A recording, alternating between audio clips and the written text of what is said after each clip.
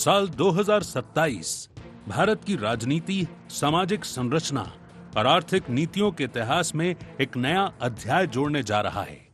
हाल ही में केंद्र सरकार ने ऐतिहासिक निर्णय लेते हुए जातिगत जनगणना की घोषणा की। ये प्रक्रिया 1 अक्टूबर 2026 से हिमालयी और दुर्गम पहाड़ी क्षेत्रों में शुरू होगी। वहीं 1 मार्च 2027 से देश भर में लागू की जाएगी। जाति जनगणना सिर्फ आंकड़े इकट्ठे करने की कवायद ही नहीं, बल्कि भारत की जाति संरचना पर दशकों से छाई धुंध को साफ करने की कोशिश भी है। साल 1931 के बाद पहली बार देश एक व्यापक जातिगत जनगणना की ओर बढ़ रहा है, जिससे सामाजिक न्याय, नीति निर्माण और संसाधन आवंटन की नई दिशा तय की जाएगी। ये निर्णय भारतीय राजनीति, प्रशासन और समाज शास्त्र के लिए युगांतकारी मोड़ है। इस बार जनगणना मोबाइल ऐप और तकनीकी माध्यम के जरिए पूरी तरह डिजिटल होगी। जनगणना में ओबीसी समेत सभी जातियों का डेटा इकट्ठा किया जाएगा।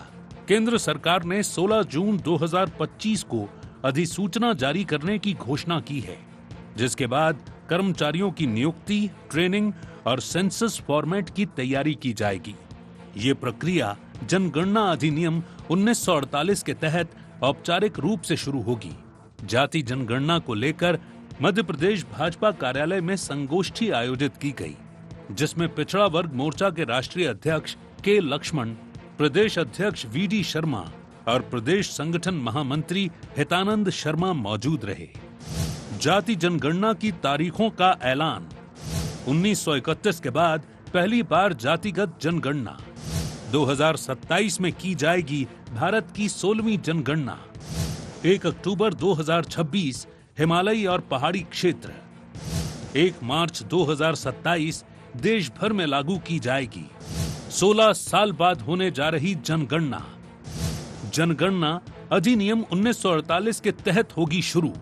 मोदी जी ने जो ऐतिहासिक और महत्वपूर्ण निर्णय ले लिया, जातिगत जनगणना, मोदी जी ने 11 साल के अंदर आज जातिगत जनगणना ही नहीं, आज पिछड़ा वर्ग आयोग को संवैधानिक दर्जा दिया। मध्य प्रदेश के अंदर जी हमारे मुख्यमंत्री आदरणीय मोहन यादव जी के नेतृत्व में किस तरह ओबीसी समाज के कल्याण के लिए अन्य जो प्रोग्राम लिया जा रहा है। भारतीय जनता पार्टी जाति जनगणना को ऐतिहासिक निर्णय बताते हुए सबका साथ और सबका विकास की बात कर रही है, तो वहीं कांग्रेस ने इसे राहुल गांधी की मांग के दबाव में लिया गया फैसला बताया। साथ ही बीजेपी पर उनकी योजनाओं की नकल करने का आरोप लगाया। आम नागरिकों को सही न्याय मिले, इसके लिए आदरणीय हमारे जननायक राहुल जी ने जातिगत जनगणना की पूरे देश के सामने बात रखी थी। भारतीय जनता पार्टी हमेशा केवल कांग्रेस पार्टी की नकल की। जाति जनगणना सिर्फ जनसंख्या आंकड़ों का दस्तावेज नहीं, बल्कि भारत के सामाजिक ताने बाने को समझने और उसे सुधारने के साथ साथ समता मूलक समाज गढ़ने की दिशा में एक महत्वपूर्ण कदम है। जाति जनगणना 21वीं सदी के भारत को एक नए विमर्श की ओर ले जा सकती है, जहां हर वर्ग और आबादी को विकास की दौड़ में बराबर हिस्सेदारी का मौका मिलेगा। ये गणना एक न्यायपूर्ण, समावेशी और उत्तरदायी समाज की नींव रखकर सामाजिक नवजागरण की भूमिका निभा सकती है, जो आंकड़ों की शक्ति के आधार पर भारत के लोकतंत्र को और ज्यादा सार्थक बना सकता है। लेकिन अब ये भी देखने लायक होगा कि लंबे समय से जाति जनगणना की मांग कर रहा विपक्ष और सरकार के बीच श्रेय की सियासत किस डगर जाकर ठहरेगी। Bureau report, IND 24।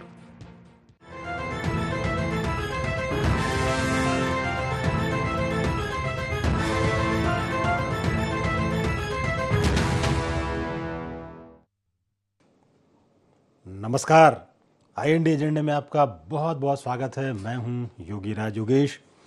एजेंडे में आज चर्चा होगी मोदी सरकार की मास्टर स्ट्रोक यानी जातिगत जनगणना की। निश्चित तौर पर एक 5 दशकों बाद देश में जनगणना की शुरुआत हो रही है, जातिगत जनगणना खास तौर पर, और ये कई मामलों में गेम चेंजर साबित होगी। अब चूंकि जनगणना की घोषणा हो गई शुरू करने की, तो अब इसका श्रेय लेने की भी होड़ शुरू हो गई। सभी राजनीतिक दल इसका श्रेय लेना चाहते हैं, और चूंकि एक ऐसा मामला है कि कोई भी इस मुद्दे पर पीछे रहना नहीं चाहता। कांग्रेस इसको बता रही है कि ये राहुल गांधी के सक्रियता की वजह से ये उनकी दबाव की वजह से सरकार ने ये निर्णय लिया। मोदी सरकार कह रही हम तो जातियों के आधार पर हम पहले से ही लोगों को संगठन में भी पोस्ट देते आ रहे हैं और बड़े बड़े संवैधानिक पोस्टों पर हमने नियुक्तियां की हैं। तो अब असली जो मामला शुरू हुआ है वो ये है कि इसका श्रेय किसको जाता है। निश्चित तौर पर एक ये बड़ा मामला है और एक सामाजिक ताने बाने को ठीक ठाक करने के लिए, समाज में सबकी बराबरी की हिस्सेदारी के लिए, प्रशासनिक न्याय व्यवस्था के लिए ये एक आवश्यक कदम माना जा रहा है। हालांकि ये कैसा है कि अब आप देखिए कि जब पूरी दुनिया में ये जात पात से ऊंचे उठकर लोग बात कर रहे हैं और ऐसे में फिर हम वहीं आ गए जो आज से 80 साल 70 साल पहले वहाँ थे। खैर, ये बहुत सारी बातें हैं। एजेंडे में आज इसी बात पर चर्चा होगी। चर्चा शुरू करने से पहले आज के एजेंडा पॉइंट्स पर एक नज़र डाल लेते हैं। क्या है जाति जनगणना के मायने? क्या बीजेपी के लिए चुनाव में मददगार होगी कास्ट सेंसस? क्या डिजिटल गणना से बढ़ेगी आंकड़ों की विश्वसनीयता? कांग्रेस क्यों ले रही जाति जनगणना का श्रेय? तो ये थे एजेंडा पॉइंट्स और डिबेट ओपन करूं उसके पहले अपने मेहमानों का आपसे तारुफ करा दूं। मेरे साथ आज स्टूडियो में मौजूद हैं कांग्रेस के युवा प्रवक्ता राहुल राज। राहुल जी, आपका बहुत बहुत स्वागत है। हमारे साथ जुड़े हैं बीजेपी के प्रवक्ता अजय धवले जी। अजय जी, आपका भी स्वागत है।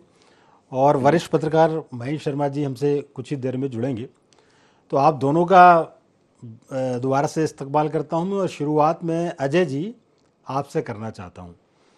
आपकी आज एक वर्कशॉप भी हुई है और जनगणना को लेकर कई तरीके की कैसे उसको कराया जाए, कौन सा मॉडल अपनाया जाए, क्या उसकी टेक्निक रहेगी, ये जो डिजिटल जनसंख्या जो हो रही है ये कितनी कारगर होगी, कितनी इजी होगी, इसमें और क्या क्या। तो एक तो पूरा ओवरऑल व्यू आप इस पर दीजिए।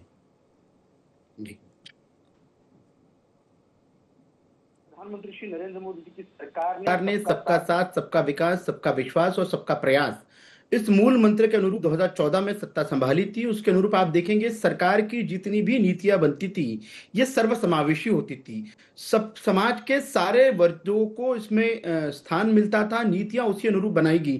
चाहे हम प्रधानमंत्री आवास योजना की बात कर ले, हम किसान सम्मान निधि की बात कर ले, हम उज्ज्वला योजना की बात कर ले या 50-55 करोड़ से अधिक जनधन खाते खोलने की बात कर ले, सरकार की नीतियां हमेशा से एक इंक्लूसिव पॉलिटिक्स जिसे कहेंगे, पार्टिसिपेटरी डेमोक्रेसी, उसी अनुरूप आप देखेंगे। उसके आगे वाले कदम में जब 2017 में आदरणीय प्रधानमंत्री श्री नरेंद्र मोदी जी के नेतृत्व में एक 102 संवैधानिक जो 102वां संवैधानिक संशोधन हुआ, उसके बाद में ओबीसी आयोग को संवैधानिक दर्जा दिया गया, आपने देखेंगे तब से भारतीय जनता पार्टी ने इस और अपने कदम बढ़ा लिए थे कि समावेशी विकास में ये जो कास्ट एनुमरेशन है, क्योंकि आप जब नीतियां बनाएंगे तो जब आपके पास में एक व्यापक डेटा रहेगा, हमारी जो पॉलिसीज है वो पॉलिसीज फ्रेम करने में भारत सरकार को मदद होगी। क्योंकि आप सभी जानते हैं कि कास्ट सेंसस जो होता है वो कॉन्स्टिट्यूशनली आर्टिकल 248 इसके लिए परमिट करता है और वो यूनियन लिस्ट का विषय होता है। तो हमने देखा है कि राजनीति के लिए कई ऐसे राज्यों ने अपने अपने स्तर पे कास्ट का हम जिसको कहेंगे कि सर्वेस कराए, लेकिन उन सर्वेस का कॉन्स्टिट्यूशनल स्टेटस या ऑथेंटिसिटी नहीं होती है। रीजन इसका है कि ये यूनियन लिस्ट का विषय था। आदरणीय प्रधानमंत्री श्री नरेंद्र मोदी जी ने एक प्रोविजनिंग किया, हमारी सरकार ने इस बात को इंश्योर किया कि एक व्यापक डिजिटलाइज कास्ट सेंसस किया जाएगा और उसमें हम कहेंगे कि उसमें कास्ट का जो कॉलम है वो भी इंक्लूड रहेगा। रीजन बिहाइंड दिस ये था कि एक ऐसा सटीक डेटा हमारे पास में आ जाए, जो नीतियां बनाने की बात करते तो उन नीतियों का रिफ्रेमिंग हो जाए और भारत के सशक्तिकरण में जो पार्टिसिपेटरी अप्रोच है उस अप्रोच को हम इंक्लूसिव कर लें। यदि जी अजय जी, एक कमेंट्स में राहुल जी का ले लेता हूं, इसके बाद मैं अगले चरण में आपके पास फिर आऊंगा। राहुल जी, ये आपको क्यों लगता है कि ये आपके जो नेता राहुल गांधी के दबाव में फैसला लिया गया है? देखिए युवराज जी, इसमें कोई दो मत नहीं है कि भारतीय जनता पार्टी के तमाम नेता बार बार जातिगत जनगणना का विरोध करते रहे। राहुल गांधी जी ने सदन से लेकर सड़क तक और सड़क से लेकर सदन तक, चाहे वो भारत जोड़ो यात्रा हो, चाहे वो अनेक मंचों से कांग्रेस के या फिर सदन में बड़ी दमदारी से साथ कहा था कि हम जातिगत जनगणना हर हाल में कराएंगे। और तेलंगाना के मॉडल को भी वो आज बार बार पिच कर रहे हैं, कह रहे हैं कि तेलंगाना मॉडल पे जातिगत जनगणना होनी चाहिए। और पूर्व में भी जब यूपीए की सरकार थी, 2009 में जब यूपीए की सरकार बनी, तो उस समय से जातिगत जनगणना की बात मुखरता से कांग्रेस गवर्नमेंट में उठती रही। और 19 मई 2011 में यूपीए की एक सब कमेटी बनी थी। और इसकी पुष्टि जब 2015 में मोदी सरकार बनी तो तत्कालीन जो फाइनेंस मिनिस्टर थे अरुण जेटली जी ने अपनी प्रेस कॉन्फ्रेंस करके कहा था कि 2011 में यूपी की सरकार में सब कमेटी बनी थी, डेटा आया था, डेटा इकट्ठा होना था। और जब उनकी 2015 में सरकार थी तो उन्होंने कहा कि साहब जो तत्कालीन नीति आयोग के वाइस चेयरमैन हैं पालीग्राम जी, उनकी अध्यक्षता में कमेटी बनेगी और आंकड़े जारी किए जाएंगे। तब से लेकर आज तक, आज हम 2025 में हैं, मोदी जी की सरकार में जातिगत जनगणना नहीं हुई। तो जो यूपीए की सरकार में कांग्रेस ने पहल की और जो मांग लगातार राहुल गांधी जी उठाते रहे, और ऐसे अनेक वीडियो हैं जब अनुराग ठाकुर ने राहुल गांधी की जाति पूछी, जब निर्मला सीतारमण जी ने उनका मजाक उड़ाया, जब मोदी जी ने कहा केवल 4 ही जाति होती हैं।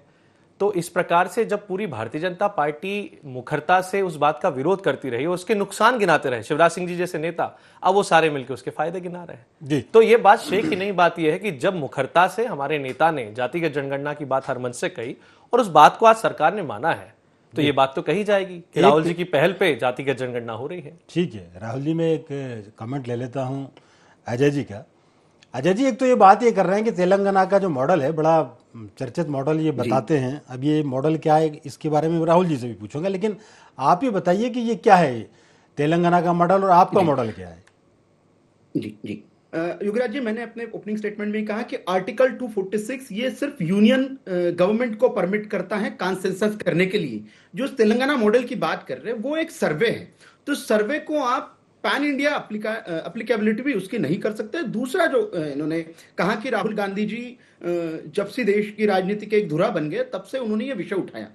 आप हम सभी जानते हैं 1931 में लास्ट कास्ट सेंसस हुआ था, ब्रिटिशर्स ने कराया था। उसके बाद में जब जवाहरलाल नेहरू जी की तत्कालीन सरकार थी, उन्होंने जो पहला पिछड़ा वर्ग हम कहेंगे कि आयोग बना था, काका कालेलकर कमीशन जिसे हम कहते हैं, उस कमीशन के कैटेगोरिकल रिकमेंडेशन थे कि देश में किस प्रकार से पिछड़ा वर्ग की अपलिफ्टमेंट के लिए नीतियां बनने की आवश्यकता है, उनके एक सेंसस की आवश्यकता है। लेकिन हमने सबने देखा 50 वर्षों तक के उस कमीशन की रिपोर्ट को दबा के रखा।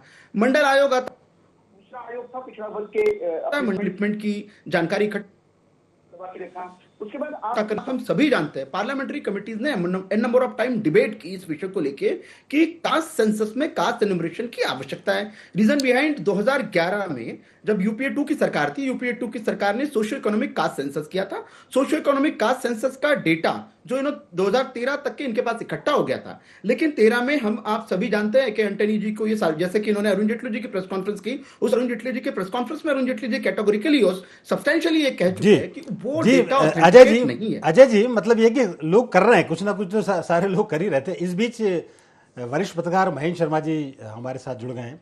शर्मा जी, प्रोग्राम में आपका बहुत बहुत स्वागत है। और आप थोड़ा देर से जुड़े, लेकिन जनगणना को लेकर एक ओवरऑल आपसे जानना चाह रहे हैं कि क्या अभी भी आप मानते हैं कि ये मतलब देश तो अब ये जाति वाति सबसे दुनिया कहाँ पहुँच रही है और हम वहीं घुस रहे हैं? कि निश्चित तौर पर जाति गणना जो हो रही है उससे समाज में विघटन ही होगा जो हैगा जी, क्योंकि जो भी सरकार होगी, वो कांग्रेस हो या बीजेपी हो, जो इसके आंकड़े इकट्ठे किए जाएंगे, जाति गणना से फिर आरक्षण होगा, जाति गणना के जो आंकड़े आएंगे वो उसमें भी बाद में वाद विवाद होगा कि इस जाति में ये है, इस जाति में। तो जाति गणना बहुत अच्छा संकेत नहीं है, क्योंकि ये कांग्रेस ने उठाया और बीजेपी ने आज उसको कर लिया। तो ये नहीं न कहीं चुनाव का ही मुद्दा देख रहा है कि चुनावी मुद्दे को उसको भुनाना चाहती है सरकार। बिल्कुल जी, ये बात बिल्कुल ठीक है कि अच्छा आप ये देखिए इन सबके सेंट्रल में, केंद्र में कहीं ना कहीं रहता है वोट बैंक की पॉलिटिक्स, तो रहती है। और चूंकि भारत की राजनीति तो पूरी के पूरी दलित, पिछड़ा और आदिवासी के आसपास ही टिकी हुई है, तो कोई भी इस वर्ग को अपने हाथ से जाने नहीं देना चाहता। सब चाहते हैं कि असली हितैषी हमें इस वर्ग के। इससे कोई अंत नहीं पड़ रहा है, जो यहाँ पर है वो वहाँ रहेगा। इससे निश्चित तौर पे समाज के अंदर एक नया विघटन की स्थिति पैदा करी जाएगी जो पहले से चली आ रही थी। पहले 4 जातियों को कहा, अब 4 जातियों में फिर आप वर्गीकरण करेंगे, तो ये जो वर्गीकरण होगा ना, ये बहुत खतरनाक होगा आगे चलकर। बिल्कुल बिल्कुल। एक चीज राहुल जी मैं आपसे ये जानना चाह रहा हूँ, अच्छी बात है, प्रयास डेफिनेटली आपके तरफ से भी हुए हैं और हुए ही होंगे और होना भी चाहिए, लेकिन 60 साल तक आपके ऊपर, 50 साल तक ये चार्जेस लगते रहे कि आपने जनगणना नहीं कराई, सर्वे और इस तरह की बात ज़रूर आप कर रहे हैं, वो हुआ। और जब इस बीच कांग्रेस कई बार बहुमत के साथ सत्ता में आई, लेकिन जो काम होना चाहिए था वो नहीं हुआ, ऐसे आरोप लगातार विपक्ष भी करते रहते हैं। तो आपको ये राहुल गांधी को ये कब समझ में आया कि ये बड़ा बहुत महत्वपूर्ण इशू है और उसको लेके फिर वो निकल पड़े और हर जगह वो इस बात को प्रमुखता से उठा रहे हैं कि हम आएंगे तो जाति जनगणना कराएंगे? देखिए, कांग्रेस ने हमेशा शोषित, वंचित और पीड़ित समुदाय की आवाज बुलंद करने का कार्य किया। आरक्षण की व्यवस्था हो, चाहे मध्य प्रदेश में अभी बीच में जब कमलनाथ जी की सरकार आई तो ओबीसी को 27% आरक्षण देने की बात करी, अभी भी जो तेलंगाना मॉडल की हमने बात करी, 50% का जो आरक्षण का बैंड है उसे तोड़ के इन सभी लोगों को आगे लाना होगा। देखिए, बहुत साधारण सी बात है, ये हमारे वरिष्ठ पत्रकार जी ने भी अपनी बात रखी, ये विषय और ज्यादा वर्गीकरण का नहीं है। ये विषय योगीराज जी ये है कि आज भी आरक्षण है, आज भी व्यवस्थाएं हैं, अगर किन किन जातियों में कौन से लोग आज भी उन लाभों से वंचित हैं उसका एक डेटा होना चाहिए। और राहुल गांधी जी ने बहुत स्पष्ट कहा, बात केवल जाति की नहीं है, उन्होंने कहा ईडब्ल्यूएस की बात की, उन्होंने कहा सवर्ण में भी अगर कोई गरीब है तो उसकी भी व्यवस्था होनी चाहिए। कौन कौन सी जातियों में कौन कौन से लोग आज भी शोषित हैं, पीड़ित हैं, गरीब हैं, इन सबका एक डेटा तो होना चाहिए। अब जब केंद्र सरकार ये सारा डेटा सामने लाएगी तो हमें इस देश में मालूम चलेगा। भाई वो हमेशा कहते हैं कि एक्सरे तो होना चाहिए, अगर हड्डी टूटी है कि सही है। उन्होंने उस दिन मध्य प्रदेश आए तब उन्होंने बहुत साफ कहा, हो सकता है एक्सरे करने के बाद पता चले कि सब कुछ सही हो, या हो सकता है ये पता चले कि बहुत गंभीर बीमारी है। तो एक डेटा होने से हमें ये पता चल पाएगा कि आज भी हमें किन वर्ग के, किन जातियों के लोगों में जो गरीब लोग हैं, अच्छा, ये बात बिल्कुल सही है कि बीमारी का पता चलना चाहिए और डॉक्टर भी होना चाहिए उस लेवल उस, हाँ, और सरकार उस हिसाब से एक चीज बस मैं आपको डिस्टर्ब कर रहा हूँ राहुल जी, एक समय था, ये मैं बता रहा हूँ 60-70 के आसपास की बात, 50 के आसपास की बात आप मान लें इसको, जब ये कहा गया कि साहब इस देश में कुछ लोग अल्पसंख्यक हैं और हमें उनका ध्यान रखना चाहिए और बहुत सारी योजनाओं के केंद्र में वो रहे, तो उस समय ये कह के फायदा दिया गया कि अल्पसंख्यक है, अब वो बहुसंख्यक हो गए तो आपका नारा बदल गया, आप कहने लगे कि जिसकी जितनी हिस्सेदारी उसकी उतनी भागीदारी। ये नारा आज का नहीं है, देखिए नारा तो पहले भी बहुत सारे लोगों ने इस बात को लिया है। राहुल जी ने बहुत स्पष्ट कहा है कि देश का एक्सरे हो, और उन्होंने सरकार से बतौर नेता प्रतिपक्ष वो मांग कर रहे हैं, आज सरकार ने बात मानी भी है। लेकिन ये वाली मेन इंपॉर्टेंट बात है कि अगर हमें ये जानकारी होगी कि हमारे इस देश में, कि सकारात्मक बात है, धवले जी भी आज सरकार में, हम विपक्ष में, विपक्ष का काम है सरकार के साथ तो उसको आईना दिखाना, हमने बात दिखाई, उन्होंने एक्सेप्ट किया, ये राहुल गांधी जी की नैतिक जीत है। इसके बाद आज अगर सरकार जातिगत जनगणना कराती है, और ये मालूम चलता है, तेलंगाना मॉडल को बार बार इसलिए कह रहे हैं क्योंकि एक मॉडल अगर एक स्टेट में है, जब अश्विनी वैष्णव जी ने अपनी प्रेस कॉन्फ्रेंस करी तो उन्होंने बिहार की बात करी, कर्नाटका की बात करी, तेलंगाना की बात करी।